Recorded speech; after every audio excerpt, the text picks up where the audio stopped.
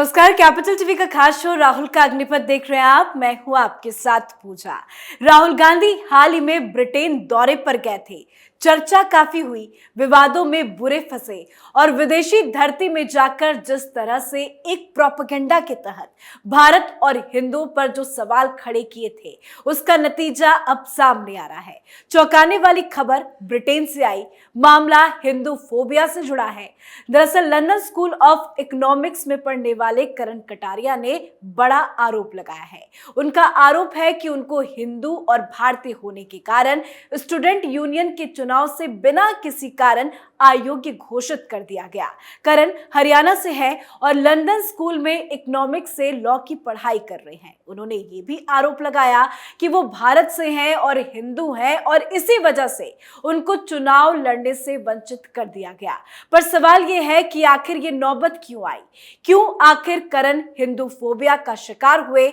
आज इसी पे चर्चा करेंगे। बातचीत के लिए मेरे साथ स्टूडियो में मौजूद हैं कैपिटल टीवी के एग्जीक्यूटिव एडिटर राजीव जी। राजीव जी, बहुत बहुत स्वागत है आपका। करण आखिर क्यों हिंदू फोबिया के शिकार हो गए? क्योंकि राहुल गांधी ने ये ऐसा फैला दिया प्रोपेगेंडा। जो ब्रिटेन गए थे अभी, उस समय राहुल गांधी ने इस तरीके का माहौल वहां पर बनाया जिससे उनके जो पहले के सहयोगी हैं उनको एक्टिव होने का मौका मिला और ये बात साफ तौर पर वहां पर प्रोपेगेंडा की तरह फैलाया गया कि भारत में मुसलमानों पर अत्याचार हो रहा है।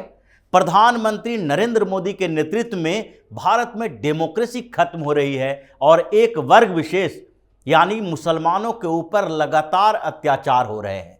मुस्लिम जो भारत में हैं उस पर हमले हो रहे हैं और वो डरे हुए हैं। जिस तरीके की बातें राहुल गांधी ने वहां की, उसी का असर ये दिखाई पड़ रहा है और राहुल गांधी का जो लंदन गैंग है वो अब पूरी तरीके से एक्टिव हो चुका है। क्योंकि ये पूरा जो कैंपेन चला है हिंदू फोबिया का, भारत के खिलाफ जो कैंपेन चलाया जा रहा है, उसके सूत्रधार जो हैं वो राहुल गांधी के चहेती हैं। राहुल गांधी का उनके साथ पुराना नाता है। और करण कटारिया की जो बात है, करण कटारिया को उन्होंने ही इलेक्शन लड़ने से, जो डिस्क्वालिफिकेशन उनकी हुई है, इलेक्शन लड़ने से रोकने में उसी का हाथ है। और ये नाम है मकुलिका बनर्जी। मकुलिका बनर्जी ऐसे वहां पर एलएसी में, लंदन स्कूल ऑफ इकोनॉमिक्स में प्रोफेसर हैं और साउथ एशिया के इंचार्ज भी हैं, वो डायरेक्टर हैं और कई सालों से वो राहुल गांधी के संपर्क में रहे हैं। वो आज की बात नहीं है, कई सालों से वो राहुल गांधी के संपर्क में रही हैं और राहुल गांधी के लिए वो वहां पर लंदन में कैंपेन भी करती रही हैं। इसलिए अब मोदी के खिलाफ उनका सारा का सारा प्रोपेगेंडा उजागर हो रहा है और करण कटारिया ने उनको बिल्कुल एक्सपोज कर दिया है कि राहुल गांधी का पूरा गैंग जो ब्रिटेन में, यूरोप में काम करता है, वो किस तरीके से भारत को टारगेट करता है, पीएम मोदी को टारगेट करता है, आरएसएस को टारगेट करता है। और वहां पर अब इसी तरीके से जैसे इस्लामी फोबिया की बात ये लोग करते हैं, वो हिंदुओं के खिलाफ अब कैंपेन चलाया जा रहा है। क्योंकि इन लोगों का मानना है कि हिंदुस्तान में अब की स्थिति अलग हो गई है। पहले जब कांग्रेस की सरकार थी तो उस समय यहां पर सेकुलरिज्म था और अब वो सेकुलरिज्म हिंदुस्तान के हिंदुओं के पास चली गई है। सेकुलरिज्म खत्म हो चुका है और अब हिंदुओं का वर्चस्व हो चुका है और इसलिए मुसलमानों को टारगेट किया जाता है। तो सबसे पहले ये देखते हैं कि ये मकुलिका बनर्जी है कौन। क्योंकि मकुलिका बनर्जी ने जिस तरीके से कैंपेन चलाया है और राहुल गांधी के साथ उनका कनेक्शन जो सामने आया है, यही उसका आधार है कि कैसे इन लोगों ने लंदन का माहौल हिंदुस्तान के खिलाफ किया, स्टूडेंट के बीच प्रोपेगेंडा फैलाया है। ये Mukulika Banerjee London school of economics में प्रोफेसर हैं एंथ्रोपोलॉजी के, और उसके साथ ही ये कांग्रेस के वहां पर एक तरीके से छिपे हुए प्रवक्ता के तौर पर हैं और वहां पर राहुल गांधी का एजेंडा चलाती रही हैं। आज से नहीं, जब राहुल गांधी कांग्रेस के अध्यक्ष बने थे तो उस समय भी इन्होंने राहुल गांधी के लिए वहां कैंपेन किया था और एलएसी में बुलाकर इनको, ये अगस्त 2018 की बात है, उस समय इनके लिए एक प्रोग्राम ऑर्गेनाइज किया था जहां राहुल गांधी ने उस समय जाकर भी यही बातें कही थी कि भारत में कैसे पीएम मोदी के आने के बाद इस्लाम खतरे में नजर आ रहा है, मुसलमानों को टारगेट किया जा रहा है। और ये सारा का सारा जो स्क्रिप्ट तैयार किया गया था वो मुकुलिका बनर्जी का ही था। उसके बाद भी इनका जुड़ाव राहुल गांधी से रहा। और इस बीच अगर पिछले 6-7 महीनों की बात करें तो राहुल गांधी के लिए लंदन में उन्होंने पूरा माहौल तैयार किया। भारत जोड़ो यात्रा जब राहुल गांधी चला रहे थे तो उस समय भी राहुल गांधी के भारत जोड़ो यात्रा के लिए ये वैश्विक स्तर पर अलग अलग अखबारों में लिख रही थी कॉलम। यहां तक कि उन्होंने संडे टाइम्स में लिखा था राहुल गांधी को यह यात्रा क्यों करनी पड़ रही है। और पीएम मोदी के खिलाफ भी लिखा था कि पीएम मोदी कैसे मुसलमानों से नफरत करते हैं और भारत के संविधान के खिलाफ काम कर रहे हैं। ये उनके आर्टिकल का अंश है जिसमें उन्होंने पीएम मोदी को मुसलमान विरोधी, मुसलमानों से नफरत करने वाला बताया था। इसके साथ ही उन्होंने भारत जोड़ो यात्रा के लिए 2-3 अखबारों में, गार्जियन में भी उन्होंने लिखा था और उसमें साफ तौर पर कहा गया था कि राहुल गांधी को यह यात्रा करने की जरूरत क्यों पड़ी है। और यात्रा करने की जरूरत में उन्होंने पॉलिटिकल बातें नहीं लिखी थी। ये नहीं लिखी थी कि कांग्रेस के लिए कैंपेन राहुल गांधी कर रहे हैं, कांग्रेस की स्थिति कमजोर है और कांग्रेस को उठाने के लिए उन्हें लोगों से कनेक्ट होने की जरूरत है। वो पॉलिटिकल आर्टिकल नहीं था बल्कि एक सोशल आर्टिकल था। और सोशल आर्टिकल मतलब यहां पर सोशल डिवाइड जो बढ़ गया है, हिंदू मुसलमानों के बीच जो खाई गहरी हो गई है, उसे पाटने के लिए राहुल गांधी यात्रा पर निकले हैं। ऐसा पूरी आर्टिकल में उन्होंने बताने की कोशिश की थी। इसके बाद भारत जोड़ो यात्रा के लिए ये पाकिस्तान के डॉन के साथ भी बातचीत की। वहां पर भी उन्होंने यही बात कही कि जिस तरीके से मुसलमानों को टारगेट किया जा रहा है हिंदुस्तान में, उस मुसलमानों के टारगेट करने को लेकर राहुल गांधी इतने पीड़ित हैं कि उन्हें जरूरत पड़ गई है कि वो सड़क पर उतरे और लोगों को बताएं कि सांप्रदायिकता के बदले सेकुलरिज्म में विश्वास करें, मुसलमानों को गले लगाएं और हिंदुओं का नैतिक कर्तव्य क्या है। राहुल गांधी वही बात बोल भी रहे थे जब उन्होंने साधु संत की बात की, पुजारी पर सवाल उठाया और जो हिंदुओं को टारगेट करने की परोक्ष रूप से राहुल गांधी ने कोशिश की, वही विदेशों में ये फैलाते रहे। तभी डॉन में राहुल गांधी के समर्थन में बड़े बड़े लेख भी छपे थे। बिल्कुल। और वही मुकुलिका बनर्जी जो है वो भारत जोड़ो यात्रा में शामिल होने के लिए हिंदुस्तान भी आई। राहुल गांधी के लिए लंदन में कैंपेन भी किया और फिर जब राहुल गांधी लंदन गए थे तो उस समय इन्होंने 2-3 प्रोग्राम इसके लिए ऑर्गेनाइज किया था। यहां तक माना जाता है कि संसद में जो राहुल गांधी की एंट्री ब्रिटेन में की करवाई गई थी, वहां पर स्पीच देने के लिए बुलाया गया था, उसमें बनर्जी की महत्वपूर्ण भूमिका थी।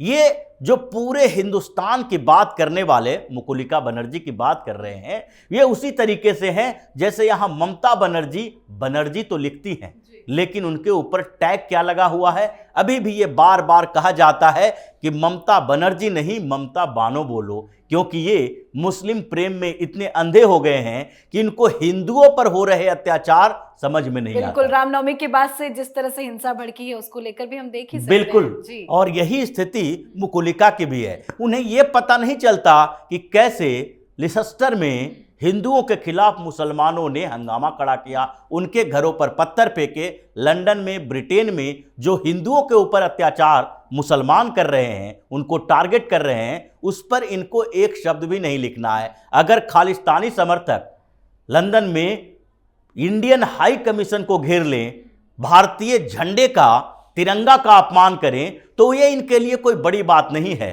उसमें इनको कोई भी ऐसी कमियां नहीं दिखती है। लेकिन भारत के मामले में इनको दिखाई पड़ेगा कि यहां पर हिंदुओं ने मुसलमानों के साथ अन्याय करना शुरू कर दिया है। इसलिए उन्होंने एक कैंपेन भी चलाया था, मुस्लिम अंडर अटैक इन इंडिया। यह पूरा का पूरा कैंपेन उन्होंने ऑर्गेनाइज किया था कि भारत में मुस्लिम हमलों के शिकार हो रहे हैं। यह पूरा कैंपेन जो चलाया गया उसमें अब करण कटारिया के लिए भी इन्होंने यही किया। इन्होंने पूरी पृष्ठभूमि तैयार की। जब एलएसी में स्टूडेंट यूनियन का चुनाव घोषित हुआ, उस समय करण कटारिया जनरल सेक्रेटरी के पद पर चुनाव लड़ने के लिए नॉमिनेशन किया और फिर इसका पूरा का पूरा सोशल मीडिया अकाउंट तलाशा गया।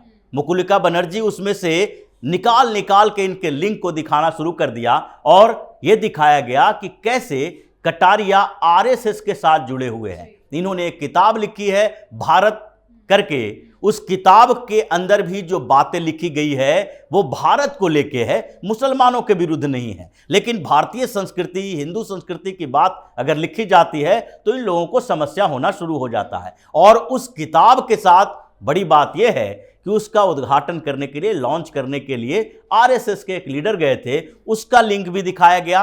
सोशल मीडिया पर, इंस्टाग्राम पर इनके पोस्ट दिखाए गए और स्टूडेंट के बीच पहले कैंपेन तैयार किया गया और सारे लोगों को व्हाट्सएप पर मैसेज भेजे गए कि करण कटारिया भारत में आरएसएस के साथ जुड़ा हुआ है, ये हिंदू नेशनलिस्ट है, इसलिए इसको वोट न दे। लेकिन जब लगने लगा कि इसका कैंपेन सही दिशा में चल रहा है और जनरल सेक्रेटरी का चुनाव ये जीत जाएगा, अगर जीत गया चुनाव तो उसके बाद लंदन स्कूल ऑफ इकोनॉमिक्स के एडमिनिस्ट्रेशन कुछ नहीं कर सकता, क्योंकि ये स्टूडेंट यूनियन ऑटोनोमस बॉडी होता है। तो इसलिए दूसरे तरह की कॉन्स्पिरेसी की गई, एडमिनिस्ट्रेशन को लिखा गया और उनको ये सारे सबूत दिखाए गए और फिर दबाव डाला गया कि इनका नॉमिनेशन कैंसिल किया जाए, यानी कि डिस्क्वालीफाई किया जाए, क्योंकि ये किसी विचारधारा से जुड़े हुए हैं। हिंदू नेशनलिस्ट का इनका विचारधारा है, आरएसएस के साथ इनका संबंध है। और फिर ये पूरी की पूरी कॉन्स्पिरेसी जो की गई उनको चुनाव से हटाने के लिए, मतलब जानबूझकर एक एजेंडे के तहत इनको परेशान किया गया। वैसे करण कटारिया लगातार ट्वीट कर रहे हैं, वो ट्वीट करके कह रहे हैं कि उनके खिलाफ एक एजेंडा रचा गया, उनको जानबूझकर फंसाया गया और एक्शन उन पे लिया गया। पर वो एक बड़ी बात कह रहे हैं कि मैं चुप नहीं बैठूंगा। और चुप बैठने की बात भी नहीं है। जिस तरीके से इन लोगों ने पूरे यूरोप में एक ऐसा कैंपेन चलाने की तैयारी की है कि भारत के अंदर एक वर्ग विशेष को, यानी मुसलमानों को टारगेट किया जा रहा है। जिन मुसलमानों के लिए लगभग 57 देश है, ओआईसी हर मुद्दे पर बोलता रहता है। हर कुछ बात हो गई तो यहां पर मुसलमानों के, अल्पसंख्यकों के अधिकारों की रक्षा की बात उठा देता है। अभी रामनवमी पर जो हिंसा हो रही है, ओआईसी का बयान आ जाता है और भारत सरकार ने ऐसे मुंहतोड़ जवाब दिया है कि हमारे यहाँ लॉ एंड ऑर्डर, प्रशासनिक व्यवस्था, इन बातों के लिए दूसरे देशों को हस्तक्षेप करने की जरूरत नहीं है। इससे कोई फर्क नहीं पड़ता है कि तुम कैसी बयानबाजी कर रहे हो, लेकिन फिर भी बयान तो दे रहा है, मुसलमानों के साथ, मुसलमानों के हक के लिए लड़ाई संघर्ष कर रहा है। लेकिन क्या पूरी दुनिया में कहीं भी ऐसा हुआ कि पाकिस्तान में हिंदुओं की स्थिति के लिए कोई दूसरे देशों ने आवाज उठाई? हिंदुस्तान के अलावा, वो भी 2014 के बाद से।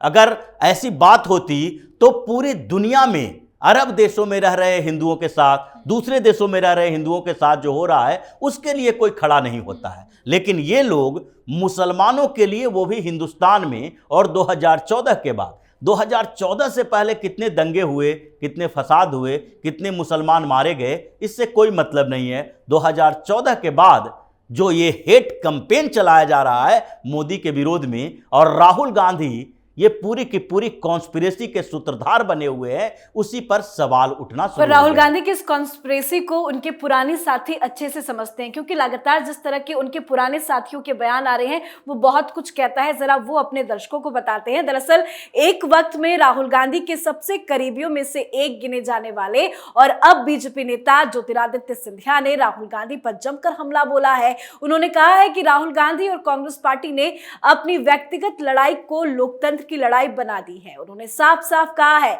कि देशद्रोही की विचारधारा है कांग्रेस की। तो वहीं एक वक्त में बेहद करीबी रहे गुलाम नबी आजाद ने भी राहुल गांधी पर सवाल खड़े किए हैं। इनके पुराने साथी इनकी पोल खोल रहे हैं। देखिए, ये कल्चर को समझते हैं, कांग्रेस का क्या कल्चर रहा है, राहुल गांधी और पूरे गांधी परिवार के क्या तरीके रहे हैं, वो सब कुछ को ये लोग समझते हैं। जैसे गुलाम नबी आजाद तो लंबे समय तक सोनिया गांधी के करीबियों में से एक रहे हैं और उन्होंने जो जो बातें कही है, यहां तक कि ये कह दिया कि नॉर्थ ईस्ट में हेमंत बिस्व शर्मा हैं जो पूरे नॉर्थ ईस्ट से कांग्रेस को खत्म कर चुके। लेकिन जब हेमंत बिस्व शर्मा ने राहुल गांधी से बात की, राहुल गांधी ने क्या कहा? जाने दो, इसे बाहर जाता है तो जाए, हमें कोई लेना देना नहीं है। मतलब ये राहुल गांधी के ऊपर जो गुलाम नबी आजाद ने सवाल उठाए हैं वो पूरे के पूरे कांग्रेस के चाटुकार पॉलिटिक्स की ओर इशारा है और ये इनकी कॉन्स्पिरेसी का एक हिस्सा भी है। दूसरी तरफ सिंधिया ने जो बात कही वो बहुत गंभीर बात है कि राहुल गांधी अपने पर्सनल प्रॉब्लम के लिए, ये इनकी पर्सनल समस्या है कि एक लीगल बैटल लड़ रहे हैं। क्या है ये कानूनी लड़ाई आप लड़ रहे हैं, जमानत के लिए जाते हैं, चाहे तो नेशनल हेराल्ड के मामले में हो या फिर इस मामले में हो जब भी उन्हें 2 साल की सजा हुई है। दोनों जगह पर आप कानूनी लड़ाई लड़ रहे हो और पूरी की पूरी पार्टी का इस्तेमाल करके ऐसा माहौल तैयार कर रहे हो कि देश में लोकतंत्र खतरे में है, न्यायपालिका पर सरकार का कब्जा है, केंद्रीय एजेंसियों के ऊपर सरकार का कब्जा है। तो एक तरीके से यह भी एक देशद्रोह है कि अपने स्वार्थ के लिए पूरे देश में अराजकता पैदा करने की आप पूरी कोशिश कर रहे हो। जी बिल्कुल, बहुत बहुत धन्यवाद समझाने के लिए। तो कांग्रेस पार्टी का एजेंडा एक एक करके एक्सपोज हो रहा है। उसका नतीजा ये है कि भारत के हिंदू फोबिया का शिकार बन रहे हैं। बेहद दुर्भाग्यपूर्ण बात है कि एक भारतीय हिंदू को London school of economics university का नेतृत्व करते नहीं देख सकते और राहुल गांधी इसी लंदन के स्कूल में भारत हिंदुओं पर सवाल खड़े करते हैं, देश की छवि को खराब करते हैं, जिसका नतीजा आज देखने को मिल रहा है। आप अपनी राय कमेंट करके जरूर लिखें। देखते रहिए कैपिटल टीवी। नमस्कार।